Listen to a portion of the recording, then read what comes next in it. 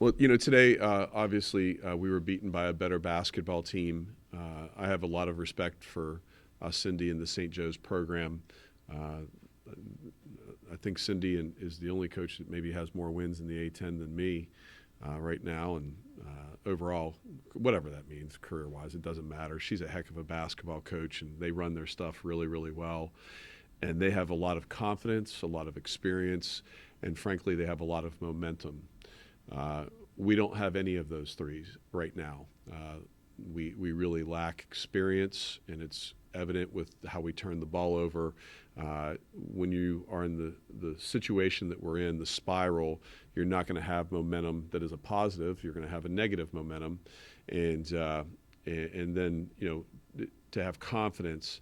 I can't say enough about the players that are in our locker room. Getting up off the mat after every defeat and still coming to practice and giving great effort like they are.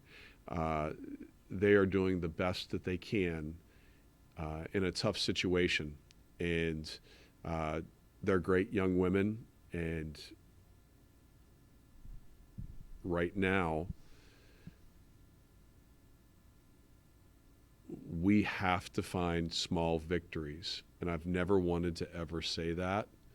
And we have to find small victories that lead to little steps that hopefully will lead to a win sooner than later. Speaking of small victories, it was a stronger first half for your team today, only down by 4 at halftime. Just kind of take us through what went wrong in the second half that led to St. Joe's gaining that advantage. Well, there's a couple things. First, the start of the game, we started empty on 7 straight possessions to start the game. And when you start empty on 7 straight possessions, the game's not over at that point, but, boy, you're playing from behind in a big, big way. And we started that way. We attempted to press, and then play a little bit of zone to maybe throw them off. And we went 22-2 is what it's called, and they hit 3 threes, I believe, or 2 threes. They hit 2 threes, and got a layup, and that didn't work. We attempted, instead of going over all ball screens because they were using that screen and we were chasing it and they were getting some layups, we attempted to go under and up. That didn't work. We weren't as physical consistently and being attached as I would have liked, and that's a learning process there. We turned it over 20 times, and before I got the stat sheet, I thought it was 25 times. And so when you start the game with 7 empty possessions and then you turn it over 20 times in the manner that we did, and you're just not going to win basketball games. And we dribbled the ball off our own foot out of bounds. We literally throw it to the other team at times. And then we get a little isolation heavy when we get late because teams have scouted us very well. And, we don't have enough perimeter scoring right now to allow our post players to be effective inside and to get the heat, some heat, off of Alexis Bordas. Coach, kind of just bouncing off Jack's point there, the St. Joe's defense kind of stifled your offensive run that you had going at the end of the first half. I just wanted to know what goes through your mind as a head coach and how to adjust that on the fly.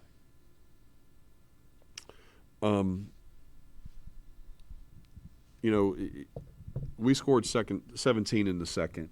And for us, where we are with our scoring difficulties, to score 17 in a quarter is actually pretty good. We would take that.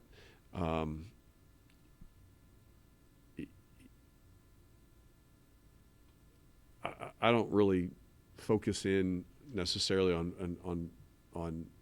the other team as much as what do we need to help us get buckets or to get stops if it's on defense. And we ran our chin action, which we call Nova, and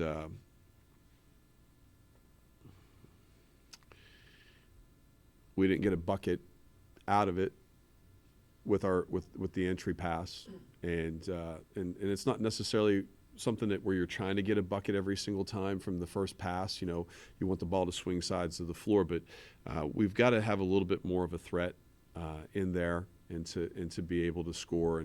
And to really answer your question simply, what we've really tried to emphasize to the kids in the last 2 games or so is we have to make everything a rock fight in a sense. And what a rock fight is you've got to have great communication on both ends of the floor. You've got to wait. It's all the simple fundamental things. You've got to really wait on screens and then take your man off that screen and hit really hard on screens.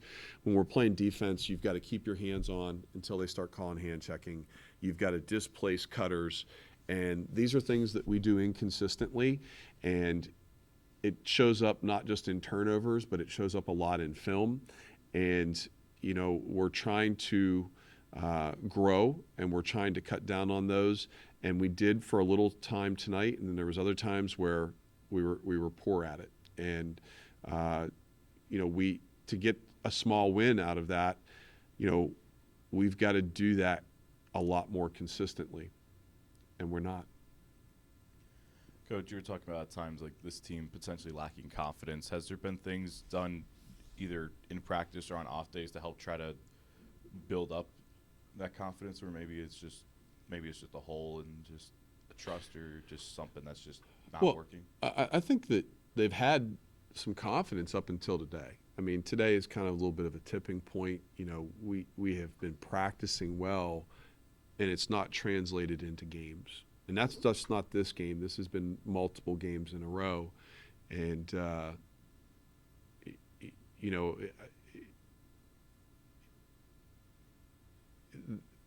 how are you going to have confidence when you're 0-9 or 0-10 in the league, you know, and you're young, and, you know, you're really, really young. So you're not going to, I mean, like, no sane person is going to have confidence at this point. What I will say, though, is that they like one another. We like them. It isn't like when you get to this point, and this is from what other people tell me, I've never been in this situation. A lot of times it becomes adversarial, where the coaches hate the players and the players hate the coaches, and that's not the case in any sort of way. We just have such a young group who don't understand how to win at this level, and we have no one who's played a key role in doing that on our roster. And so we have to hold their hand through everything, and we haven't done a good enough job of that, and that starts with me. And I have to do a better job, and I'm trying with holding them accountable on every little detail that you can imagine. But it hasn't translated into small wins that will lead to a big win. And I believe that it will. I think that, you know, they're going to come in on Monday and pick themselves up off the mat, because that's the kind of kids they are. Now, they may not have the confidence, but I think they're going to pick themselves up off the mat, and we'll practice well on Monday. But you know, we've just got to find some small wins at this point to lead to a bigger win, and watch a lot of film to correct behavior. Coach, I thought Raina Green had a really good game today, especially in the first half. Obviously coming off a career high in her last game. She led the team in scoring the first half, but 3 others were right behind her with 6. Was the balanced scoring attack more part of the game plan, just to take a little bit of the load off of Lex, with her only, you know, shooting 4 shots in the field in the first half, and is that part of the game plan moving forward? You know, Raina's able to get to the rim, but, you know, she was 2 for 7. You know, what's good is she was able to get to the free throw line, and she's a pretty good free throw shooter. You know, she didn't take any threes today, which is not a bad thing for her. She was aggressive. She went to the rim, but a couple of those takes were driving into the teeth of Joe's defense, and they kind of baited her, and then they would double her. So there has to be some growth through film there. We would love to have balanced scoring, but we don't.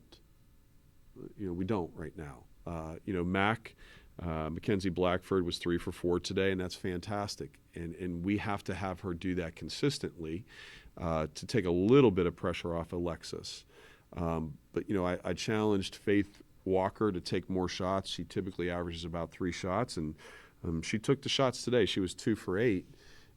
You know, we need her to be 4 for 8. And you know, 2 of those were 3-pointers that weren't bad shots, but that's not what she does well. You know, I think with film we can, you know, correct a little bit of what she's doing and get her going to help us become another scorer. But, you know, we're deficient in terms of being able to really get a bucket.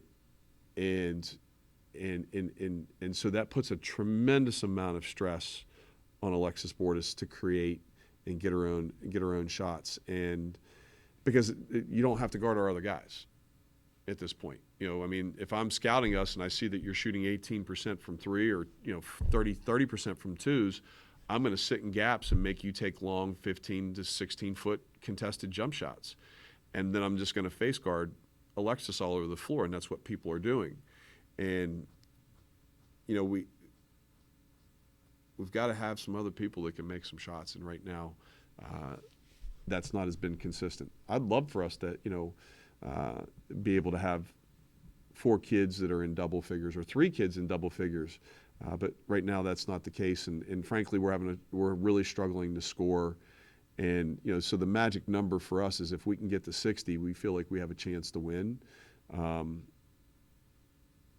But that didn't happen tonight.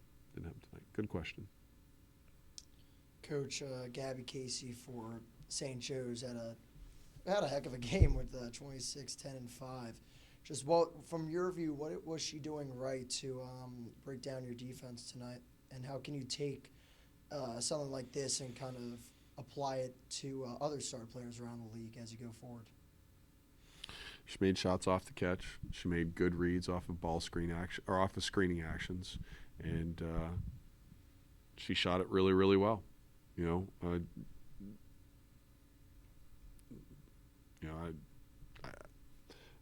I don't compare her to Maggie Dugan. What Maggie Dugan at Richmond will be on Wednesday is completely different in how they play, and don't really kind of compare players from different teams. Casey's a good player, and today she lit us up, and we didn't have any sort of answers for her. I really appreciate all of you being here. Thank you for supporting women's basketball. Stay warm.